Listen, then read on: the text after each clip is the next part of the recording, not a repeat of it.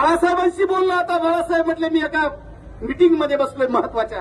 आता ते फोनवरती जर मीटिंग संपली तर बोलतील आपल्या बरोबर, आणि जर नाहीच बोलले तर बाळासाहेबांचा संदेश आहे.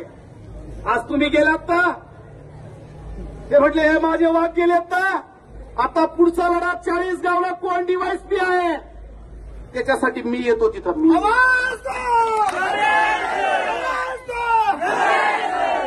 कोणता दलाल नाही येणार, पण या महाराष्ट्रामध्ये गोरगरीब शोषित वंचित शेतकरी कष्टकरी दलित आदिवासी भटकी मुक्त मुसलमानांसाठी एकमेव लढणारा नेता आहे मित्र.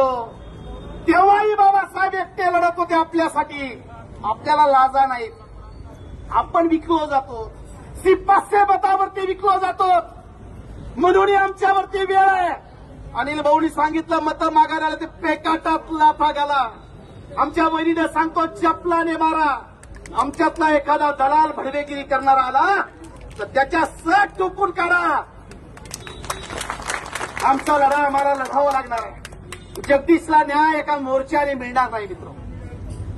सोमनाथ सूर्यवंशी पोलिसांनी मारला, मुख्यमंत्री सभागृहामधले बदले की सोमनाथ सूर्यवंशीला श्वसनाचा आजार होता.